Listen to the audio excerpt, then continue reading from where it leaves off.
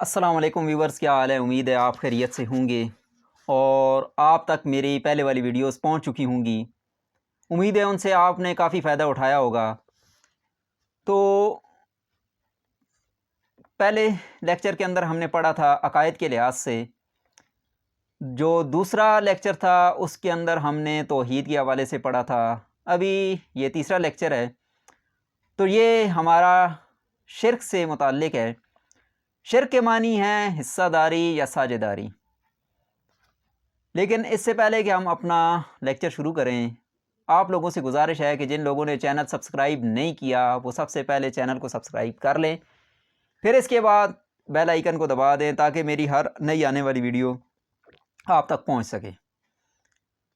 تو یہاں پر جو سوالات آ سکتے ہیں، کیونکہ ہمارا کنسیپچول ہو رہا ہے سسٹم، جو کوسچن پیپر آتا ہے وہ کنسیپٹ بیس پہ ہوتا ہے، تو جو سوال بن سکتے ہیں وہ شرک سے کیا مراد ہے، شرک کا مفہوم لکھیں، شرک کی اقسام لکھیں، شرک کے لغوی معنی، شرک کے اصطلاحی معنی، شرک کی مذمت میں کوئی آیت، اور شرک کی ابتدا کیسے ہوئی یا آغاز کس طرح سے ہوا۔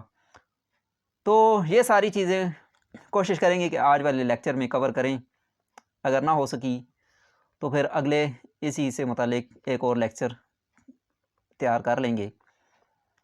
تو شرک کے اصطلاحی معنی، لغوی معنی جیسے کہ میں نے بتائے کہ ساجھیداری یا حصہ داری کی ہیں، تو اصطلاحی معنی کہ اللہ تعالیٰ کی ذات کے ساتھ کسی کو شریک ٹھہرانا، اللہ تعالیٰ کے برابر کا کسی کو قرار دینا، اللہ تعالیٰ کا کوئی ہمسر قرار دینا، تو یہ جو ہے یہ شرک کے اندر آتا ہے۔ شرک کا آغاز کیسے ہوا؟ تو جیسا کہ شیطان نے اللہ تعالیٰ سے مہلت مانگی تھی اور ساتھ یہ وعدہ کیا تھا کہ وہ انسانوں کو بہکائے گا، تو جب نیک لوگ یا انبیاء اس دنیا سے رخصت ہوئے تو اس نے بعد میں آنے والے لوگوں کے ذہن میں یہ خیال ڈالا کہ آپ ان لوگوں کی تصاویر بنا کر اپنے گھروں میں رکھ لیں، نیک لوگوں کی، انبیاء کی۔ پھر اس کے بعد ان لوگوں نے تصاویر عارضی تھیں تو انہوں نے ان کے بت بنانے شروع کر دیے، پھر ان بتوں کی عبادت ہونے لگ پڑی، ان بتوں سے حاجات مانگی جانے لگ پڑی۔ تو اس طرح سے یہ جو شرک پرستی کا رواج چلا، شرک کا جو آغاز ہوا وہ اس طرح سے ہوا۔ پھر ایک سوال جو کہ پوچھا جا سکتا ہے کہ سب سے بڑا ظلم کون سا ہے یا سب سے بڑا گناہ کون سا ہے، تو اس حوالے سے بھی سوال ہو سکتا ہے۔ پھر اسی طرح سے سوال پوچھا جا سکتا ہے کہ وہ کون سا گناہ ہے جس کو ناقابل معافی قرار دیا گیا ہے۔ قرآن کریم کے اندر کون سا ایسا گناہ بیان کیا گیا ہے جو کہ ناقابل معافی ہے، تو وہ شرک ہی ہے۔ شرک کی مذمت کے اندر آیت جو ہے وہ بھی یہی بتائی گئی ہے، ان الشرک لظلم عظیم، کہ شرک جو ہے یہ سب سے بڑا ظلم ہے۔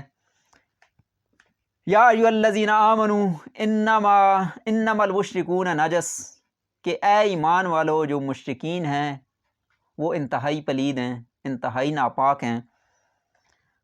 اس کے علاوہ جیسا کہ میں نے پہلے بتایا تھا کہ جو سوال آپ لکھیں تو اس کی ہیڈنگز بنا لیا کریں کہ شرک قرآن کی روشنی میں، تو اس کے اندر یہ جو آیات میں نے ایک دو پڑھی ہیں، کچھ اور آپ قرآن کریم سے لے لیں یا آپ کی جو درسی کتاب ہے وہاں سے آپ لکھ سکتے ہیں، پھر ان کا ترجمہ، پھر تھوڑا سا ان کی ڈیٹیل لکھیں تو آپ کے قرآن کے حوالے سے اس کا جواب بن جائے گا۔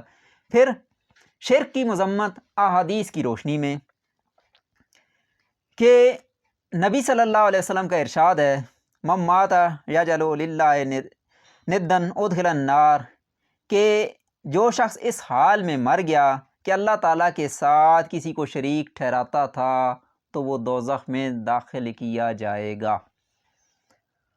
تو اسی طرح آپ صلی اللہ علیہ وسلم نے ایک اور جگہ ارشاد فرمایا، تو اللہ تعالیٰ کے ساتھ شرک کرے گا حالانکہ اس نے ہی تمہیں پیدا کیا، یعنی اللہ تعالیٰ نے ہی تمہیں پیدا کیا، پھر تم اس کے ساتھ شرک ٹھہراتے ہو۔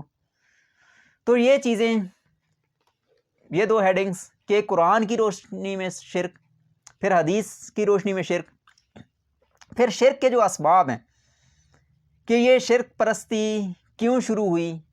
ہر جو پہلے لوگ تھے انہوں نے ایک شارٹ کٹ بنا لیا کہ اللہ تعالیٰ تو نظر نہیں آ رہا، پھر بت جو تھے وہ سامنے نظر آ رہے تھے، یا وہ شخصیات جو کہ نظر آ رہی تھیں جن لوگوں نے خدائی کا دعویٰ کر دیا، تو وہ کیونکہ سامنے نظر آ رہے تھے تو وہ لوگ ان سے حاجات مانگنا شروع ہو گئے اپنی مشکلات حل کروانے کے لیے۔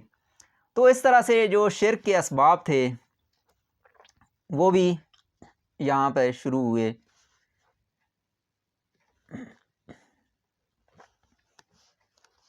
پھر ثنویت اور تثلیث کا نظریہ۔ ثنویت کہتے ہیں دو خداؤں کو ماننا، تثلیث کہتے ہیں تین خداؤں کو ماننا، یعنی توحید ہے ایک خدا کو ماننا، ثنویت ہے دو خداؤں کو ماننا، تثلیث ہے تین خداؤں کو ماننا۔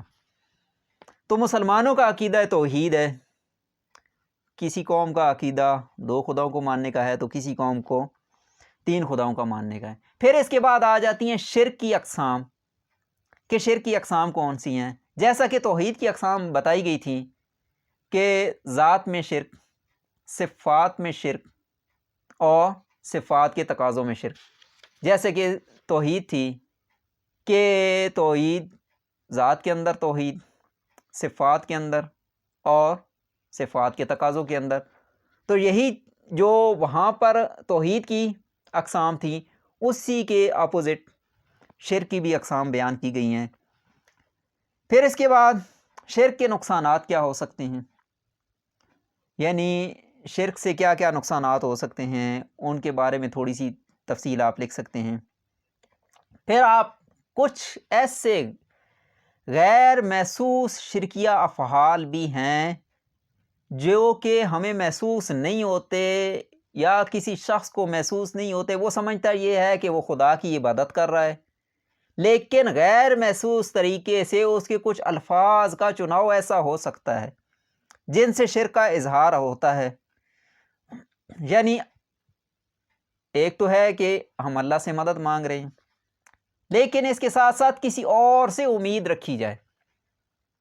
کسی اور سے امید رکھنا کسی بھی لحاظ سے، چاہے وہ کسی پریشانی کے حل کے بارے میں یا کسی کی مدد کے لحاظ سے، تو اس لحاظ سے یہ کچھ غیر محسوس طریقے بھی ہیں شرک کے جو کہ محسوس نہیں ہوتے لیکن وہ غلطی سے ہو جاتے ہیں۔ پھر شرک کے نقصانات، ان کے بارے میں بھی آپ لکھ سکتے ہیں کہ شرک کے نقصانات کیا کیا ہیں، کیونکہ جو شرک کرنے والا ہے وہ اکثر پریشان رہتا ہے، اسے امید کی کرن کہیں سے نظر نہیں آ رہی ہوتی۔ پھر اس کے علاوہ وہ بہت سے جرائم کا مرتکب ہو سکتا ہے۔ پھر اس کا آخرت کے اوپر جو یقین ہے وہ کم ہوتا ہے، آخرت کے ثواب و عذاب کے بارے میں اس کا جو یقین ہے وہ ظاہری بات ہے کم ہوا ہے، تو تبھی وہ شرک کی طرف مبتلا ہوا ہے۔ پھر وہ ایک خدا کے سامنے جھکنے کی بجائے بہت سے لوگوں کے یا بہت سے بتوں کے سامنے یا بہت سے جو اس نے خدا بنائے ہوئے ہیں، چاہے وہ شجر ہیں، حجر ہیں یا انسانوں میں سے، جیسا کہ فرعون یا کسی اور نے، نمرود وغیرہ نے خدائی کا دعویٰ کیا، تو جتنے بھی وہ خدا بنائے ہوئے ہیں وہ ان کے سامنے جھکے گا۔ تو ایک خدا کے سامنے جھکنے کی بجائے وہ بہت سے خداؤں کا سہارا لیتا ہے، تو اس لحاظ سے یہ شرک کے جو نقصانات آ جاتے ہیں وہ بھی اسی کے اندر ہیں۔ تو آج کا جو لیکچر ہے وہ یہیں پر ختم کرتے ہیں۔ اسی کے اندر بہت سے سوال ڈسکس ہوئے، بہت سے سوالوں کے جواب، کچھ وقت کا لحاظ ہے، تقاضا ہے کہ میں نے پہلے بھی کہا تھا کہ ویڈیوز ہم کوشش کریں گے کہ کم سے کم وقت کی بنائیں، اور چونکہ کلاس کے اندر کافی چیزیں ڈسکس ہو جاتی ہیں تو میں نے یہی سوچا کہ جو چیزیں ڈسکس نہیں ہو سکتی تو ان چیزوں کو، ان سوالوں کو یہاں پر ڈسکس کر لیا جائے تو وہ زیادہ مفید رہے گا۔ اور جہاں تک یہ ویڈیو جائے گی تو نہ صرف یہ کہ یہ فیڈرل بورڈ والے بلکہ دوسرے جو تعلیمی بورڈ سے متعلق طلباء ہیں تو وہ بھی اس سے استفادہ کر سکتے ہیں۔ تو کوشش کریں کہ چینل کو لائک کریں، سبسکرائب کریں اور اس کو شیئر کریں تاکہ دوسروں کا بھی فائدہ ہو۔ اور جہاں تک ممکن ہو سکا میں نے ایک دفعہ ذکر بھی کیا تھا کہ جو غلطیاں پہلے 9th 10th والوں نے یا فرسٹ ایئر سیکنڈ ایئر والوں نے پیپر حل کرتی ہوئی کی ہیں ان کو بھی ڈسکس کریں گے، اور اس کے ساتھ ساتھ یہ جو سوالات ہیں کنسیپچول کویسچن جو ہیں ان کو بھی ڈسکس کریں گے۔ وما علینا الا البلاغ۔